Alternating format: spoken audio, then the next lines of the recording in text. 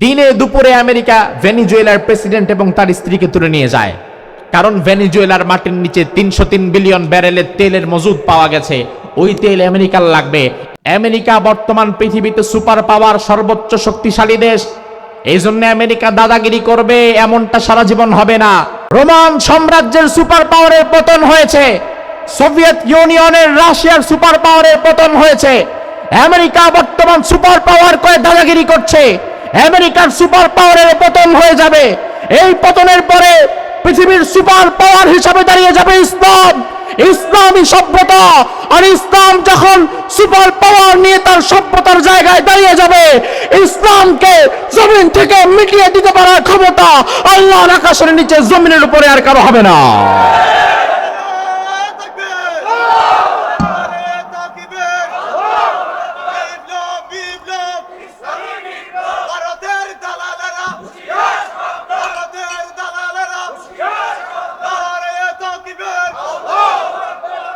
সেই দিনটির অপেক্ষায় আমরা আছি, যেই দিন এই জমিনে ইনসাফ প্রতিষ্ঠা পাবে। আজ সমাজে মানবতা নাই, মানবাধিকার নাই, ইনসাফ নাই। ইনসাফ যদি শিখতে হয় মুহাম্মদুর রাসূলুল্লাহর সিরাত থেকে ইনসাফ শেখার দরকার আছে না নাই? এমন গ্রামের মধ্যে মরল মাতবর বসে আছে, এমন মেম্বার চেয়ারম্যান বসে আছে, যার হাতে আপনি শুধু বিড়ির টাকা দিয়া বিচার উল্টায় ফেলাইতে পারবেন, আছে না নাই?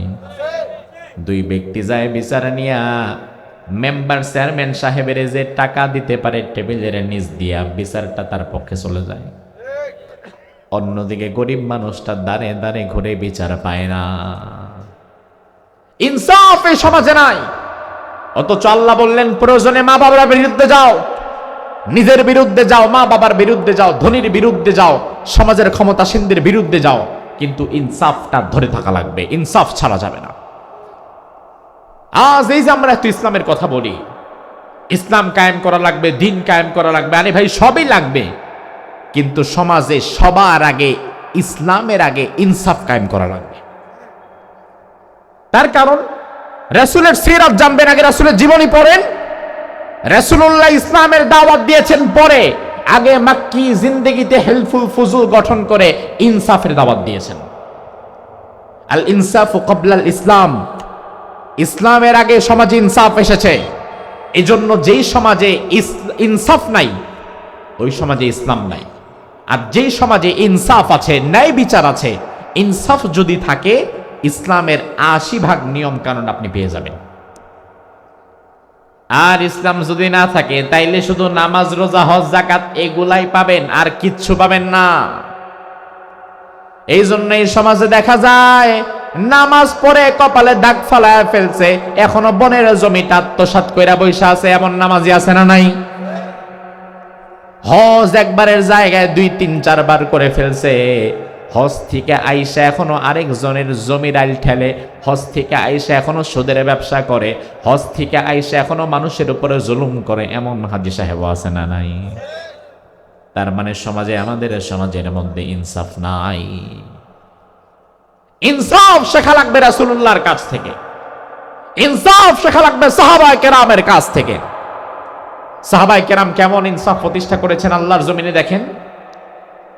ওমর ফারুক রাদিয়াল্লাহু আনহু মদিনার প্রেসিডেন্ট। ওই জামানায় ইসলামের ছায়াতলে আরেকটা নতুন দেশ যুক্ত হলো।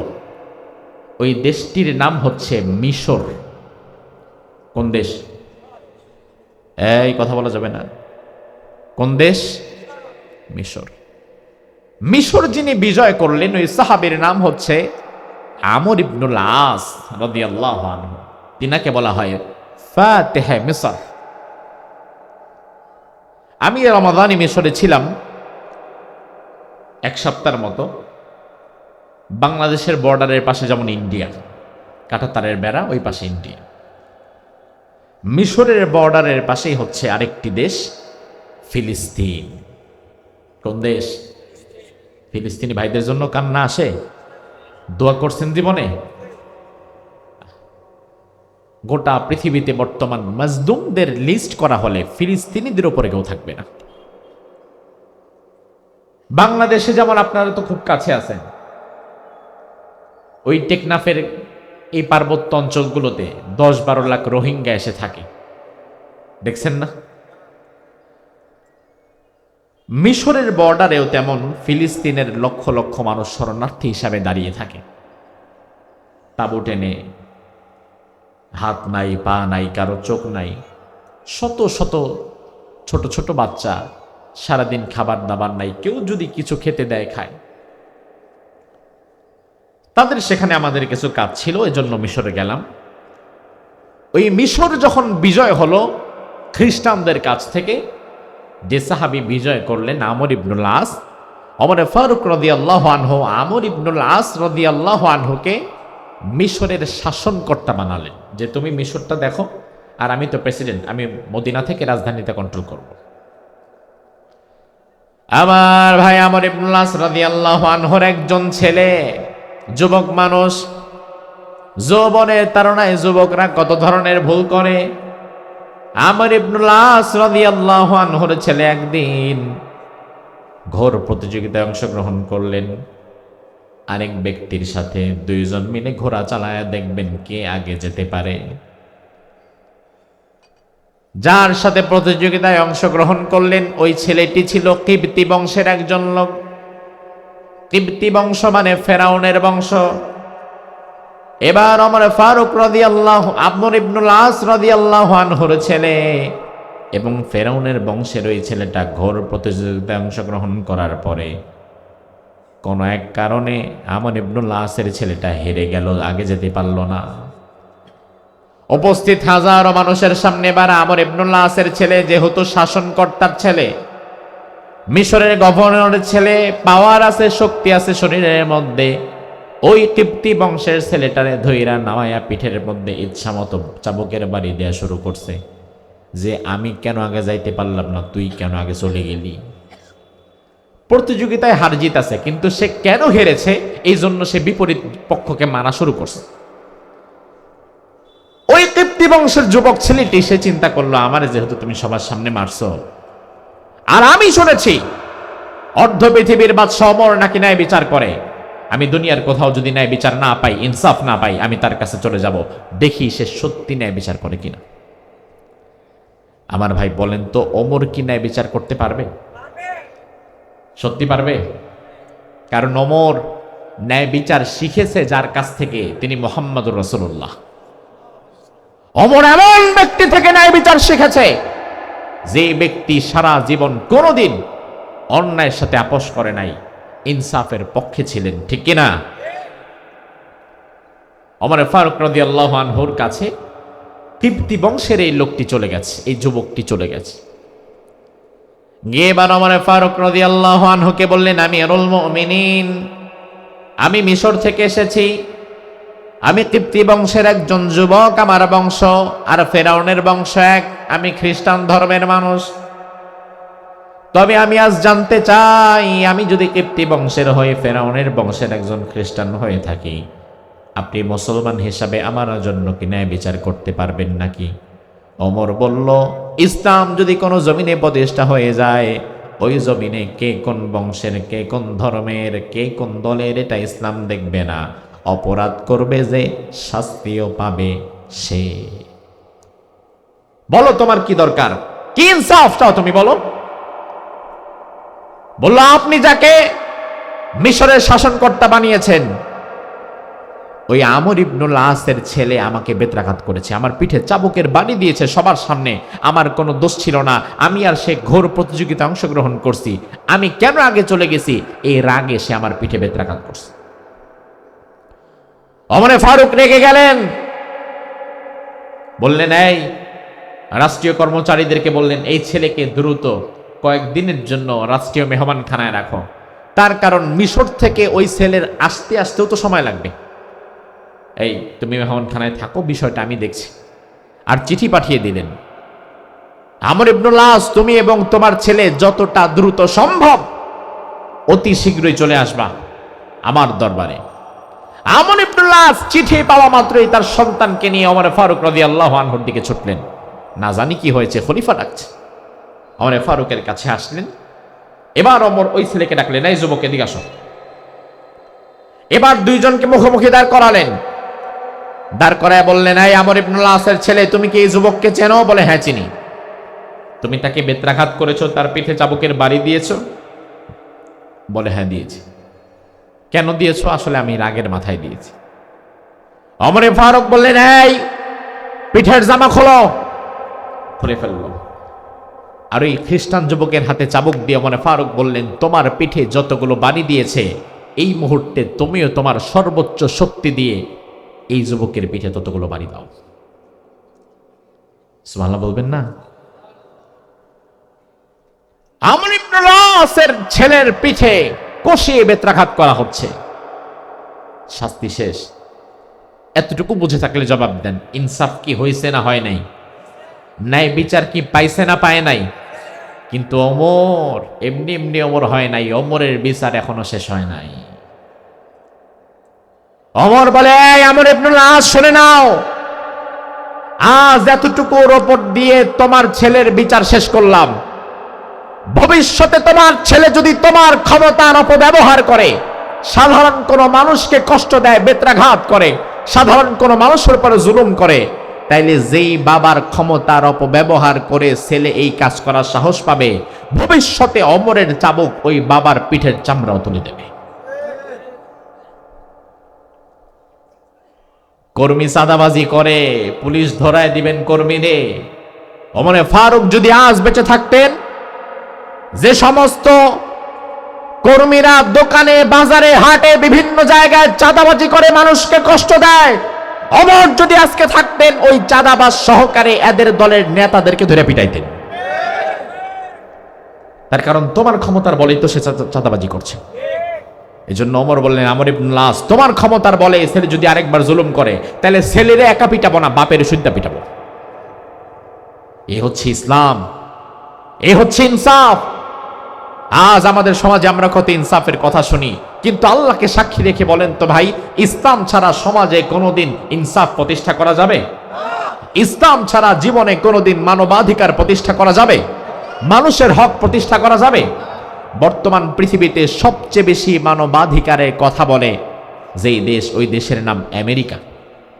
কোন দেশ? আর আমরা আমেরিকা থেকে মানবাধিকার শিখি। এই যে বলে গণতন্ত্র প্রতিষ্ঠা হয় নাই, গণতন্ত্র প্রতিষ্ঠা করা লাগবে, এই করা লাগবে, সেই করা লাগবে, এই স্লোগানগুলো আমেরিকা আমাদেরকে শেখায়, খাওয়ায়, পড়ায়। আমেরিকা নাকি পৃথিবীর সবচেয়ে বড় মানবতাবাদী দেশ, অথচ আমরা তার চিত্র দেখলাম।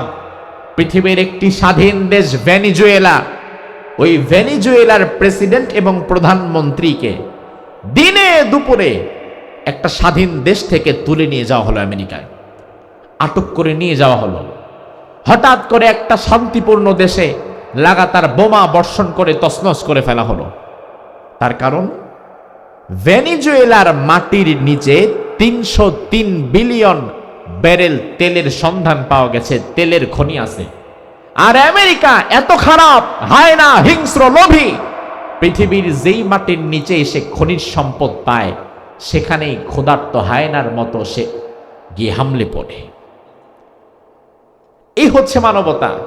একটা স্বাধীন দেশের স্বাধীন প্রেসিডেন্টকে দিনে দুপুরে আমেরিকা তুলে নিয়ে যাবে, শুধুমাত্র যদি তুমি তোমার দেশের সম্পদ আমারে দিতে রাজি না হও। তাদের কাছ থেকে মানবতা শিখে আমাদের চলবে না। মুহাম্মদুর রাসূলুল্লাহর কাছ থেকে মানবতা শিখতে হবে, ওমর ফারুকের কাছ থেকে মানবতা শিখতে হবে, কোরআনের কাছ থেকে আমাদেরকে ইনসাফ শিখতে হবে, ঠিক কিনা? আজ আমাদেরকে বলা হয় বৈষম্য বিরোধী বাংলাদেশ গড়ব আমরা। কিসের বৈষম্য বিরোধী বাংলাদেশ গড়বেন? কারণ জুলাই বিপ্লবের পরে আমরা দেখলাম, শুধুমাত্র জুলাই বিপ্লবটাকে ধরে রাখতে না পারার কারণে, কোরআন দিয়ে সমাজ প্রতিষ্ঠা করতে না পারার কারণে, এই জুলাই বিপ্লবের প্রথম সারির অনেক নেতারা জুলাই বিপ্লবটারে আবার কেজি দরে বিক্রি করেও দিছে। ইনসাফ প্রতিষ্ঠা করতে পারে নাই, বৈষম্য তারা দূর করতে পারে নাই। এজন্য আল্লাহ রাব্বুল আলামিন কোরআনের মধ্যে বললেন, ও ঈমানদার, ইনসাফ প্রতিষ্ঠা করবা, ন্যায় বিচার করবা। আল্লাহর যেই জমিনে ন্যায় বিচার কায়েম হয়ে যায়, ওই জমিন থেকে অশান্তি চিরতরে যিনি নির্মূল করে দেন, তিনি কে? আল্লাহর হাবিব সাল্লাল্লাহু আলাইহি ওয়াসাল্লাম একদিন মসজিদে নববীতে বসে আছেন। দেখেন ন্যায় বিচার কাকে বলে, ইনসাফ কাকে বলে শিখেন। বিশ্বনবী বসে আছেন মসজিদে নববীতে, এমন সময় দুই ব্যক্তি এসেছে। ওই দুই ব্যক্তির মধ্যে একজন ছিলেন মুসলিম, একজন কি ছিলেন, কথা কয় না, একজন ছিলেন মুসলিম, কি ছিলেন, আরেকজন ছিলেন ইহুদি। একজন মুসলমান এবং দুইজন ইহুদি রাসূলের দরবারে এসেছে। মুসলমান ব্যক্তি বলল, ইয়া রাসূলুল্লাহ, আমি মুসলমান, আমি জিহাদের সময় আপনার সাথে থাকি, আমি চাঁদা দেই, যাকাতের মধ্যে আমি মাল দেই, আমি আপনার সাথে নামাজ পড়ি, আমি আপনার দলের লোক। আর এই বেটা ইহুদি। এখন আমাদের দুইজনের মধ্যে একটা বিচার করে দেওয়া লাগবে। আমার ভাই, স্বাভাবিকত আমাদের বাংলাদেশে বিচার নিয়ে যদি আপনি চেয়ারম্যানের কাছে যান, যাওয়ার পরে চেয়ারম্যান আগে ভালো কইরা দেখবে নির্বাচনের সময় আপনি তার জন্য কাম করছেন কিনা, ঠিক কিনা? চেয়ারম্যান আগে ভালো করে দেখবে আপনি কি তার দল করেন কিনা। বিচার তো হবে বেটা পরে। যদি আপনি তার বিপরীত দল করেন, আপনি যদি তারে ভোট না দেন, তাহলে বাংলাদেশে এমন আল্লাহর ওলি চেয়ারম্যান খুব কমই আছে যে তার দলের বিরুদ্ধে গিয়ে ন্যায় বিচার করতে পারে। আল্লাহর হাবিবের কাছে মুসলমান আর ইহুদি দুইজন আসছে। মুসলিম ব্যক্তি বলল, ইয়া রাসূলুল্লাহ, বিচার হচ্ছে আমাদের দুইজনের ক্ষেত একসাথে লাগানো, ক্ষেতের মধ্যে পানি দেওয়া লাগে, তবে পানির লাইনটা চলে গেছে এই ইহুদির জমির উপর দিয়ে। আমি তারে বলছি, বেটা তুই ইহুদি, তুই খেতে পানি দিবি পরে, আমি মুসলমান, মদিনা আমার দেশ, আমি খেতে পানি দিমু আগে। রাসূল, আপনি একটা বিচার করে দেন, কোনটা করলে ভালো হয়? আল্লাহর হাবিব বললেন, ও মুসলমান, আল আউয়ালু ফাল আউয়াল, ইসলামের একটা নীতি হচ্ছে আগে আসবে যে আগে পাবে সে। তুমি কোনো পানি বন্ধ করে আগে নিজের খেতে দিতে পারবে না, যেহেতু তার ক্ষেতটা আগে পড়েছে, পানিটা আগে পাওয়াটা তার হক, এরপরে তুমি দাও। এজন্য ইসলামের মূল থিম হচ্ছে যে আগে আসে সে আগে পায়। আপনি মাহফিলে আগে এসে এখানে বসেছেন, প্রথম সারির শ্রোতা আপনি, এমন সময় পেছন দিক থেকে যদি কেউ আইসা আপনারে উঠায় পেছনে যাইতে বলে, এটা হবে জুলুম। এই জুলুম যদিও মাহফিলের মধ্যে হয় না, কিন্তু মসজিদের মধ্যে জুমার দিনে আমরা দেখতে পারি মুসল্লিরা যখন সামনের কাতারগুলো ফিল আপ করে বসে আলোচনা শুনতে মগ্ন হয়ে যায়, গ্রামের কিছু মানুষ থাকে এমন যারা সবার পরে এসে ঘাড় ডিঙ্গা সবার আগে বসতে চায় না? আপনাদের সমাজে নাই? আসে সবার পরে, আবার মসজিদে গিয়া ঘাড় ডেঙ্গায়া গিয়া বসতে চায় সবার আগে, এমন আছে না নাই?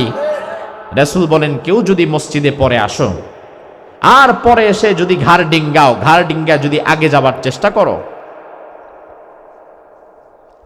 ইত্তাখাযা জিসরান ইলা জাহান্নাম, সে যেন তার প্রত্যেকটা কদম জাহান্নামের দিকে দিল। এজন্য ভবিষ্যতে কোনোদিন মসজিদে সবার পরে গিয়ে সবার আগে বসার চেষ্টা করবেন না। যে আসবে যখন সে বসবেও তখন, যে আগে আসবে সে আগে বসবে, যে পরে আসবে সে পরেই বসবে। রাসূল বললেন, শোনো মুসলমান, যেহেতু তোমার ক্ষেত পরে, ইহুদির ক্ষেত আগে, আমার বিচার হচ্ছে আগে পানিটা সেই পাবে, কারণ তার ক্ষেতটা আগে।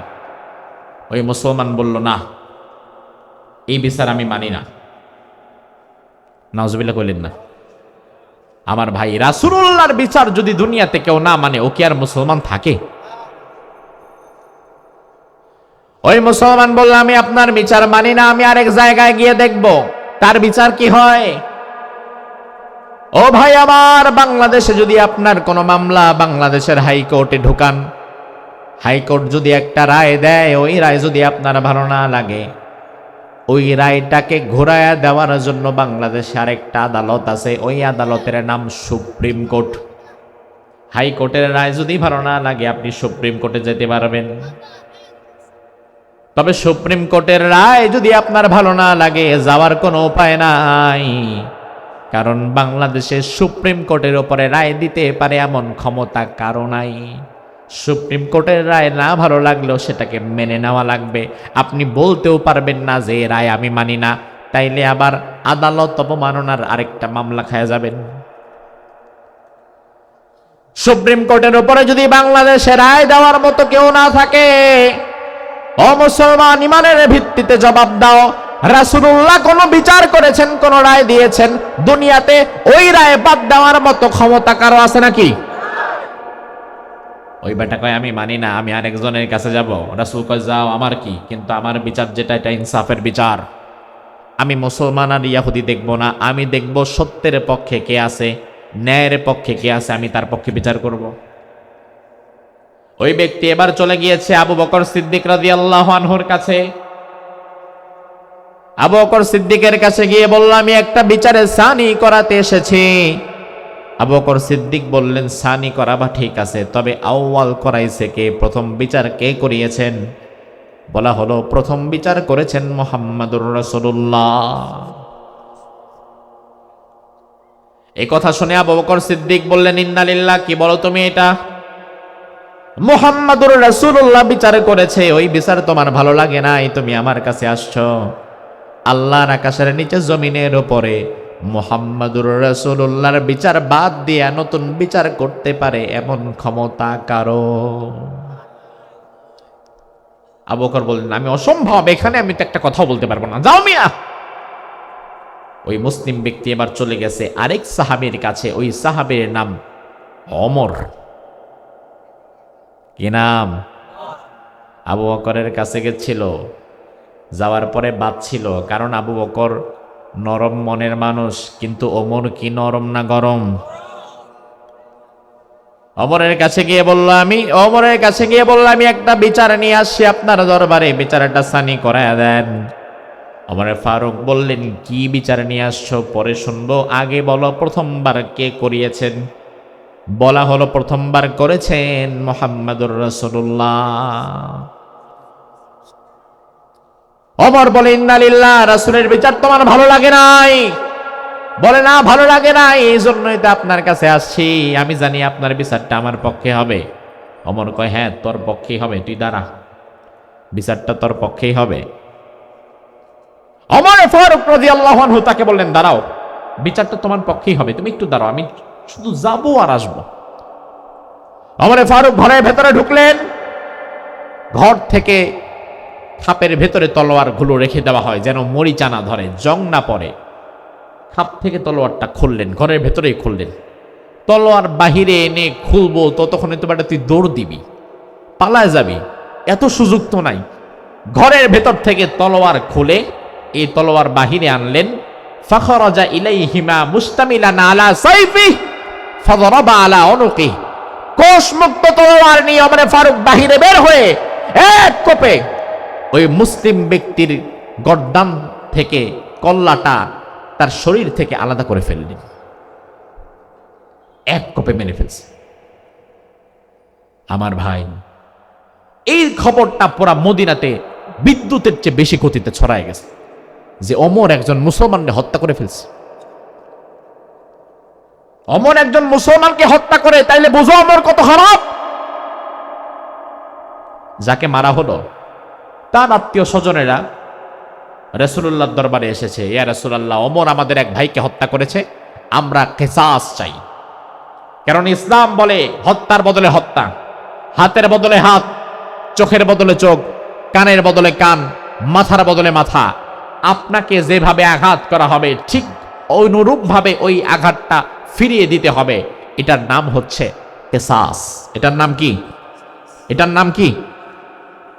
আজ আমাদের সমাজে তো কিসাস নাই। কিসাস শুনলে আপনাদের খারাপ লাগবে, হ্যাঁ, হত্যার বদলে হত্যা। জি, আল্লাহ কোরআনের মধ্যে বলেন, তোমাদের জমিনের উপরে কেউ যদি কাউকে অন্যায়ভাবে হত্যা করে, বিনিময়ে তাকে একই রকম পদ্ধতিতে হত্যা করা হবে, কোনো মাফ নাই, কোনো ছাড় নাই।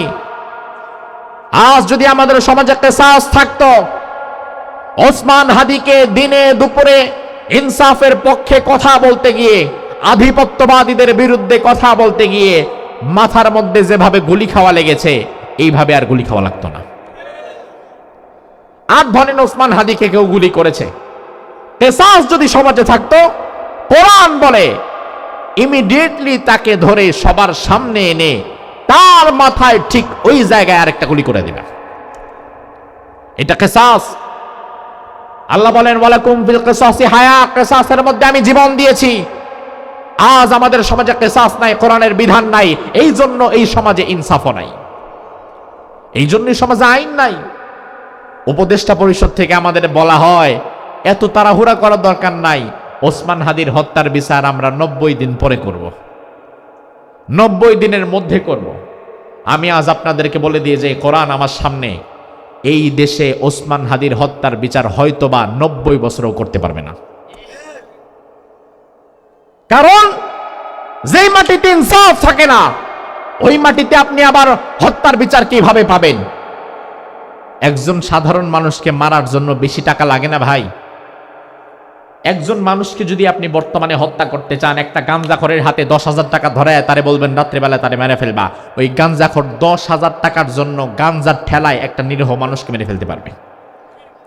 কথা কি ঠিক কিনা? কিন্তু ওসমান হাদিকে হত্যার পেছনে ব্যয় করা হয়েছিল 219 কোটি টাকা। শুনছেন? 219 কোটি টাকা ওসমান হাদিকে হত্যার পেছনে দেয়া হয়েছিল।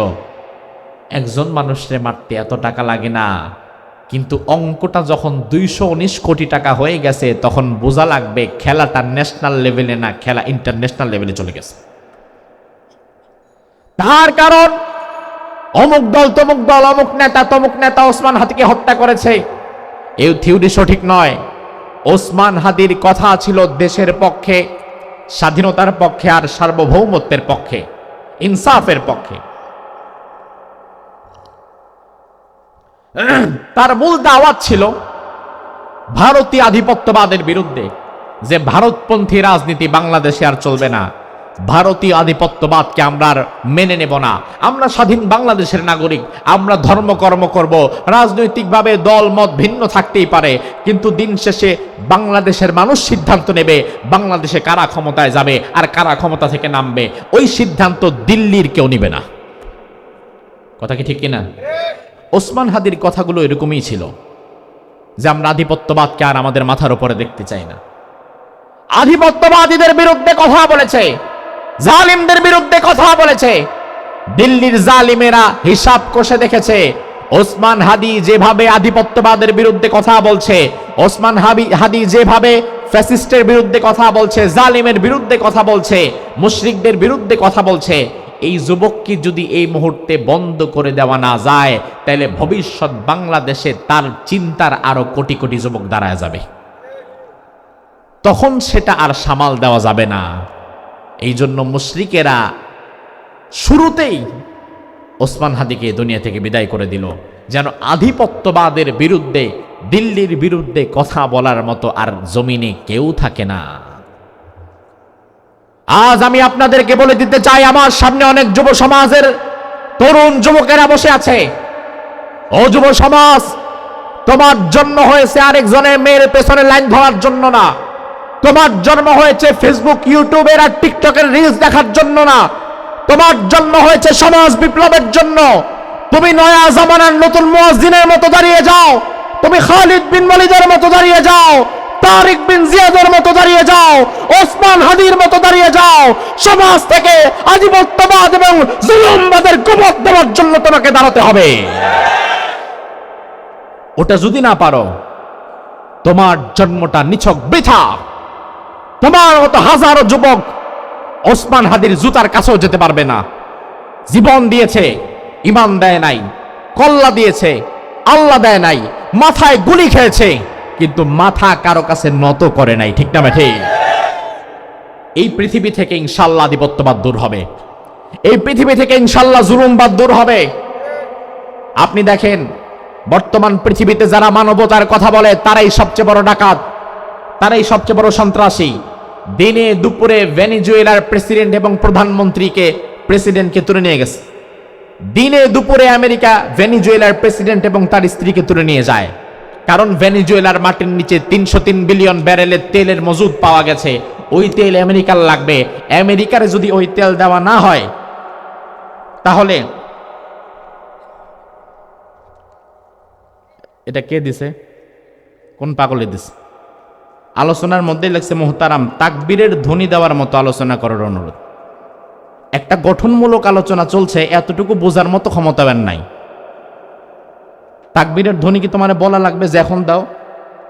তাকবীরের ধ্বনি এটা দেওয়ার জন্য লোক কিছু প্রস্তুত থাকে, তার আলোচনার মধ্যে দিয়ে দেয়, ঠিক না? সে আলোচনা বলতে বলে তাকবীরের ধ্বনি দেওয়ার মতো আলোচনা করতে হবে। এই সমস্ত কি মাথা নিয়ে যে ঘুরে আল্লাহ ভালো জানে। একটা গঠনমূলক আলোচনার মধ্যে সে আইসা একটা স্লিপ ধরায় দেয়। আমরা আলোচনা করি সারা বাংলাদেশে, আমরা বুঝি না কোথায় কি আলোচনা করা লাগে। আলোচনা কি খারাপ হচ্ছে? আপনাদের কষ্ট হচ্ছে? মোনাজাত দিয়ে দিব? কি যেন বলছিলাম, দেখেন ওরা মানসিকতা কোন দিকে ডাইভার্ট করে ফেলল। তো বর্তমান পৃথিবীতে সবচেয়ে বড় সাম্রাজ্যবাদ এবং আধিপত্যবাদ যে দুটো দেশ কায়েম করে রেখেছে, এর মধ্যে একটা হচ্ছে আমেরিকা, আরেকটা হচ্ছে পার্শ্ববর্তী দেশ ইন্ডিয়া। এই দুটো দেশ পৃথিবীর উপরে আধিপত্যবাদ এবং জুলুমবাদ কায়েম করে রেখেছে।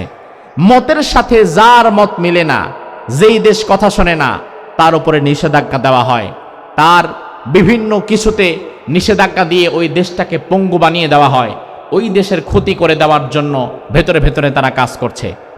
কিন্তু বর্তমান পৃথিবীতে আমেরিকা সুপার পাওয়ার, কথা ঠিক, আমেরিকা বর্তমান পৃথিবীতে সুপার পাওয়ার, সর্বোচ্চ শক্তিশালী দেশ। এই জন্য আমেরিকা দাদাগিরি করবে এমনটা সারা জীবন হবে না। তার কারণ সুপার পাওয়ারও একদিন সুপার লেস হয়ে যায়। সবচাইতে শক্তিশালী মানুষটাকেও একদিন মৃত্যুবরণ করা লাগে। ওই যে শক্তিশালী হাতি, সুন্দরবনের রয়্যাল বেঙ্গল টাইগার, শক্তিশালী পশু, জীবনের শেষ মুহূর্তে বৃদ্ধ অবস্থায় সে কিন্তু তার নিজের শরীরটা নিয়ে হাঁটতেও পারে না। কারণ আল্লাহ বলেন ওয়াতিলকাল আইয়ামু নুদাউিলুহা বাইনান নাস, আমি আল্লাহ তাআলা মানুষের মধ্যে সময় ঘোরায় দেই, দিন ঘোরায় দেই। একজন খ্রিস্টান লেখক স্যামুয়েল পি হ্যান্টিংটন, তিনি একটা বই লিখেছিলেন, দ্য ক্লাশ অফ সিভিলাইজেশন, সভ্যতার সংঘাত। ওই বইয়ের মধ্যে তিনি লিখেছেন একটা চমৎকার কথা। দেখেন, একজন খ্রিস্টান লেখক লিখছেন যে এই পৃথিবীতে নানান সময় নানান সভ্যতা এবং সুপার পাওয়ার তৈরি হয়েছিল, আবার বিদায়ও নিয়েছিল। এক সময় পৃথিবীর সুপার পাওয়ার হয়ে গেল রোমান সভ্যতা, রোম সাম্রাজ্য। গোটা পৃথিবী তখন রোমান সভ্যতার মধ্যে চলে এলো। এই রোম সাম্রাজ্যের পতন হলো। পৃথিবীতে এক সময় সুপার পাওয়ার হিসাবে দাঁড়িয়ে গেল সোভিয়েত ইউনিয়ন, আজকের রাশিয়া। এই সোভিয়েত ইউনিয়নের পতন হয়ে গেল। বর্তমান পৃথিবীর সুপার পাওয়ার হয়ে গিয়েছে আমেরিকা। গবেষকরা বলছেন খুব অদূর ভবিষ্যতেই আমেরিকার যে দাদাগিরি, আমেরিকার যে সুপার পাওয়ারের ক্ষমতা, এটাও একদিন শেষ হয়ে যাবে। এরপরে পৃথিবীতে নতুন আরেকটা সুপার পাওয়ারের জন্ম হবে। কারণ সবচেয়ে শক্তিশালী মানুষেরও মৃত্যু হয়, বনের সবচেয়ে শক্তিশালী পশুটারও একদিন দুর্বল হয়ে নতজানু হয়ে শুয়ে থাকা লাগে, পড়ে থাকা লাগে। স্যামুয়েল পি হ্যান্টিংটন একজন খ্রিস্টান লেখক, তিনি লিখছেন এই পৃথিবীর সুপার পাওয়ারের পালাবদল হয়, পরিবর্তন হয়। এই সব সুপার পাওয়ারগুলো পরিবর্তন হয়ে গিয়েছে। আগে রোমান সাম্রাজ্যের সুপার পাওয়ারের পতন হয়েছে, সোভিয়েত ইউনিয়নের, রাশিয়ার সুপার পাওয়ারের পতন হয়েছে। আমেরিকা বর্তমান সুপার পাওয়ার করে দাদাগিরি করছে। আমেরিকার সুপার পাওয়ারের পতন হয়ে যাবে। এই পতনের পরে পৃথিবীর সুপার পাওয়ার হিসাবে দাঁড়িয়ে যাবে ইসলাম, ইসলামী সভ্যতা। আর ইসলাম যখন সুপার পাওয়ার নিয়ে তার সভ্যতার জায়গায় দাঁড়িয়ে যাবে, ইসলামকে জমিন থেকে মিটিয়ে দিতে পারার ক্ষমতা আল্লাহর আকাশের নিচে জমিনের উপরে আর কারো হবে না।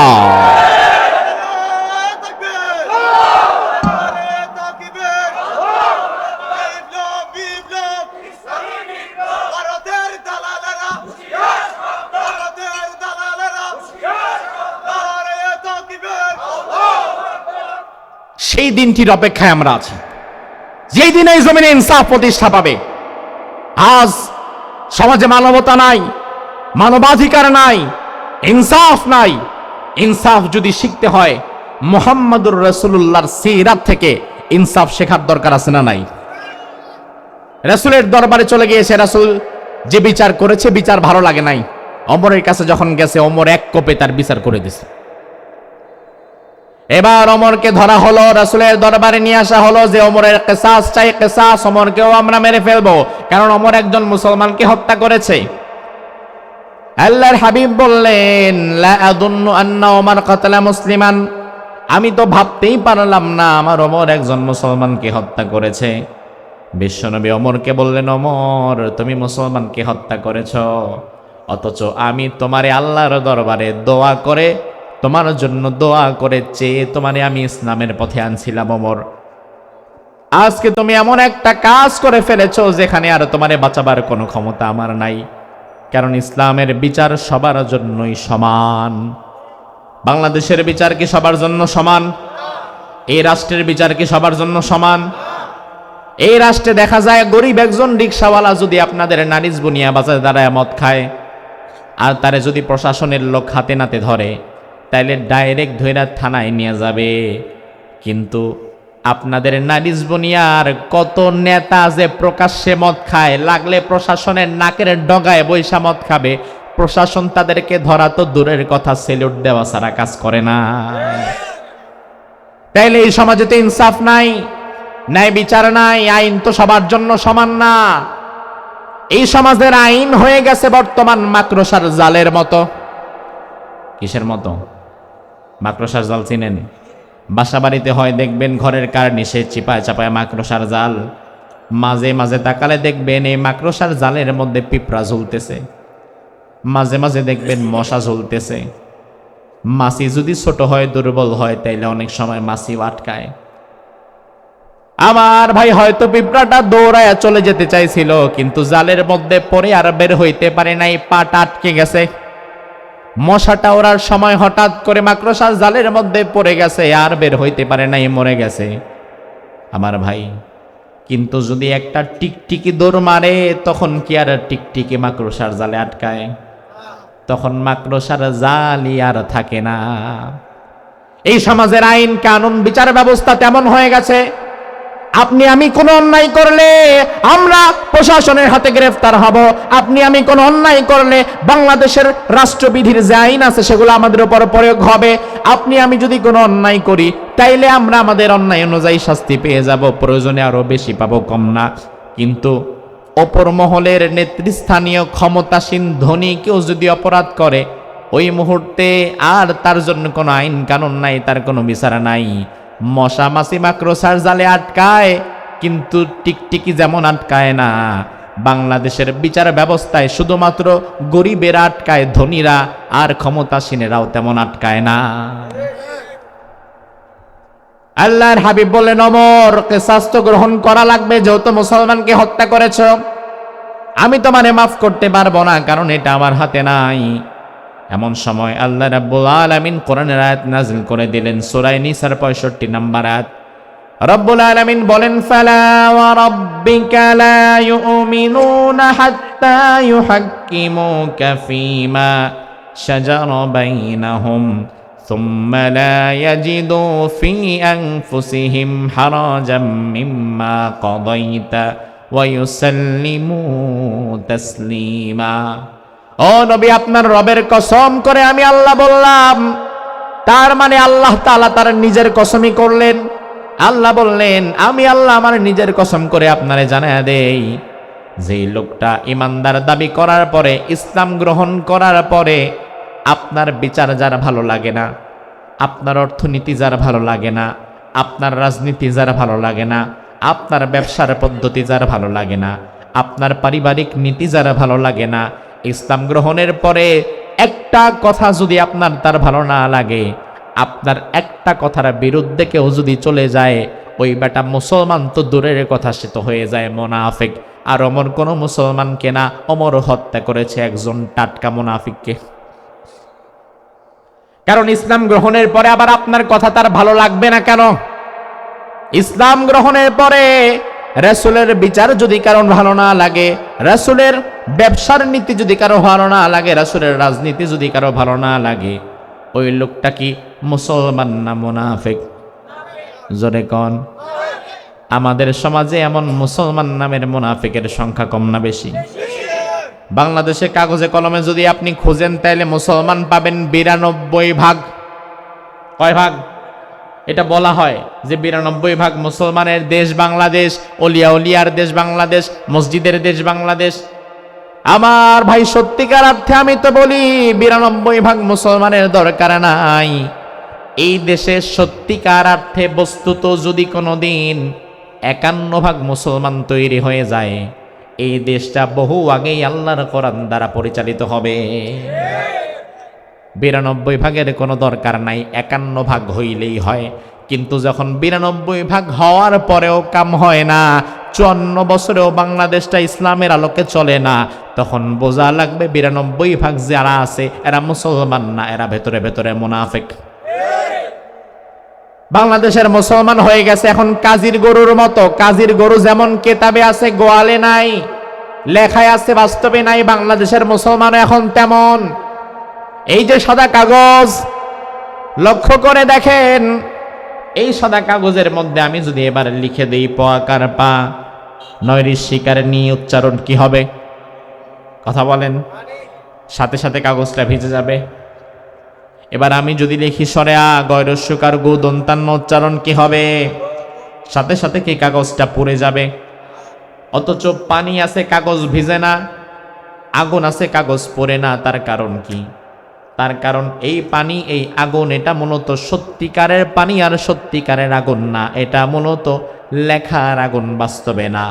বাস্তবের আগুন থাকলে কাগজটা পড়ে যেত, বাস্তবের পানি থাকলে কাগজটা ভিজে যেত। ঠিক একইভাবে বাংলাদেশে 92 ভাগ মুসলমান যেটা আছে এটাও শুধু লেখার ক্ষেত্রেই ব্যবহার করা হয়, আসলে না। আসলে যদি বাংলাদেশে সত্যিকার অর্থে 51 ভাগ মুসলমান থাকতো, বাংলাদেশটা বহু আগেই ইসলামী রাষ্ট্র হয়ে যেত। এই বাংলাদেশে এখন আমরা যারা আছি, আমরা কোরআন দিয়ে মসজিদ চালাতে হলে আমাদের কোনো আপত্তি নাই, কোরআন দিয়ে মাদ্রাসা চালাতে হলে আপত্তি নাই, কোরআন দিয়ে মাহফিল হলেও আমাদের কোনো আপত্তি নাই। নির্বাচনের সময় আমাদের বড় বড় নেতারা মসজিদে যায়, টাকা পয়সা দেয়, মাহফিলে আসে টাকা পয়সা দেয়, মাদ্রাসায় যায় টাকা পয়সা দেয়। আপনি যদি আপনার নেতারে বলেন নেতা মসজিদে আমরা কোরআন পড়ব, নেতা বলবে কোনো সমস্যা নাই, দরকার হইলে আমি আরো 10 পিস কোরআন কিনা দেবো। আপনি যদি বলেন নেতা আমরা মাহফিলে কোরআন থেকে আলোচনা করব, নেতা বলবে কোনো সমস্যা নাই, করো, কোরআন থেকেই তো আলোচনা করবা। আপনি যদি বলেন নেতা সাহেব মাদ্রাসার মধ্যে আমাদেরকে কোরআন লাগবে, নেতা একটার জায়গায় 20টা কোরআন কিনা দিবে। এবার আপনি যদি বলেন নেতা আপনি তো এমপি হয়ে সংসদে গেছেন, ওই সংসদের ভেতরে আপনি আল্লাহর কোরআনটা নিয়ে যাবেন, ওই সংসদ অধিবেশনে আপনি দাঁড়ায় বলবেন মাননীয় স্পিকার, 54 বছরের বাংলাদেশে ইনসাফ প্রতিষ্ঠা হয় নাই, ন্যায় বিচার প্রতিষ্ঠা হয় নাই। আগামীর বাংলাদেশে মুসলমান হিসাবে আমরা সব দল কোরআনের ন্যায় বিচার প্রতিষ্ঠা করতে চাই, কোরআনের ইনসাফ প্রতিষ্ঠা করতে চাই। আপনার নেতা মসজিদে 20টা কোরআন দিবে, মাহফিলে আয়েশা কোরআনের পক্ষে কথা বলবে, মাদ্রাসায় 50টা কোরআন কিনা দিতে রাজি হবে, কিন্তু সংসদের ভিতরে একটা কোরআন নিয়ে যাইতেও রাজি হবে না। কারণ তোমার নেতা ভালো করেই জানে মাহফিলে এসে কোরআনের বিরুদ্ধে, কোরআনের পক্ষে কথা বললে লস নাই, মসজিদে গিয়ে 20টা কোরআন দিয়ে দিলে লস নাই, মাদ্রাসায় 50টা কোরআন দিয়ে দিলে লস নাই। কিন্তু তোমার নেতা ভালো করেই জানে সংসদের ভেতরে যদি একবার কোরআন প্রতিষ্ঠা হয়ে যায়, ইনসাফ যদি প্রতিষ্ঠা হয়ে যায়, তাইলে তোমার নেতার চান্দাবাজি আর ধান্দাবাজি টিকবে না। এই জন্য তারা মসজিদে কোরআন মানবে, মাদ্রাসায় মানবে, তবে মাহফিলেও মানবে, সংসদে না। অথচ আমার আল্লাহ বললেন ইসলামটা সব জায়গায় মানা লাগবে, রাসূলের আদর্শ সমাজের সবখানে বাস্তবায়নের দরকার আছে না নাই? আমার ভাই আল্লাহর হাবিব হাদিসের মধ্যে বললেন ইয়াতি আলান নাসি জামান মিনাল ইসলামি ইল্লা ইসমুহু ওয়া লা ইয়াবকা মিনাল কুরআনি ইল্লা রাসমুহু মাসাজিদুহুম আমিরাতুন ওয়া হিয়া খারাবুম মিনাল হুদা উলামাউহুম শাররুম মিন তাহতি আদিমিস সামাই মিন ইনদিহিম তাখরুজুল ফিতনাতু ওয়া ফীহিম তাউদ। আল্লাহর হাবিব বললেন কিয়ামতের পূর্বে সমাজের একটা আলামত হচ্ছে লা ইয়াবকা মিনাল ইসলামি ইল্লা ইসমুহু, ওই জামানায় সমাজের মধ্যে ইসলাম থাকবে শুধু নামে, তবে কামে না। আমি আপনাদের কাছে জিজ্ঞেস করতে চাই, এমন জামানা কি 1000 বছর পরে আসবে না বর্তমান চলছে? কথা বোঝেন নাই? রাসূল বললেন এমন এক জামানা আসবে ইসলাম থাকবে সমাজে শুধু নামে, কামে না। এখন আমাদের সমাজের মধ্যে তাকালে দেখবেন আমাদের নামের সাথে ইসলাম আছে। সাইফুল ইসলাম, রফিকুল ইসলাম, নুরুল ইসলাম, অমুক ইসলাম, তমুক ইসলাম। পৃথিবীর কোন দেশের মানুষ তার নামের সাথে ইসলাম শব্দটাকে ওইভাবে যুক্ত করে না। স্বাভাবিকত আরব দেশের মানুষ নামের সাথে তার বাবার নাম যুক্ত করে। আব্দুল্লাহ বিন মুহাম্মদ, মুহাম্মদ বিন আব্দুর রহমান, আব্দুর রহমান বিন নাসের, আব্দুর রহমান আস-সুদাইস, তাদের নামগুলো হয় এমন। আর আমরা ইসলামরে এত ভালোবাসি, আমরা আমাদের নামের সাথেও ইসলাম রেখে দেই।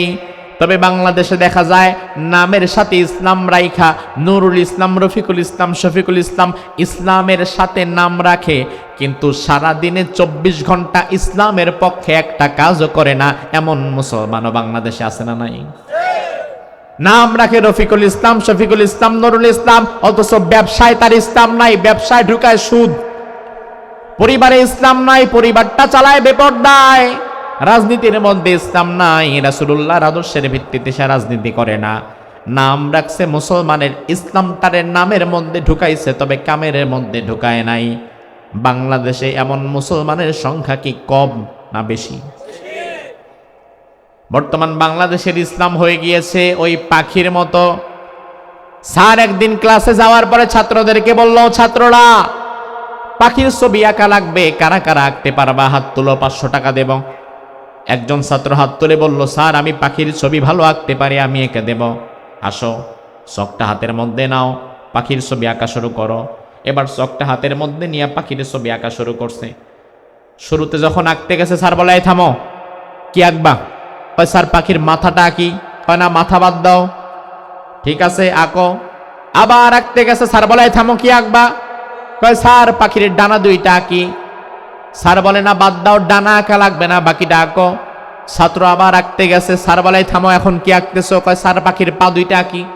কয় দরকার নাই, পা 2টা বাদ দাও, বাকিটা আঁকো। ছাত্র আবার আঁকতে গেছে, স্যার বলে, কি আঁকতেছো? কয় স্যার পেটটা আঁকি পাখির। কয় না, পেটটাও বাদ দাও, বাকিটা আঁকো। ছাত্র এবার বলে, স্যার বাদ দিতে দিতে দিতে দিতে এখন শুধু বাকি আছে লেজ, এটা আঁকবো।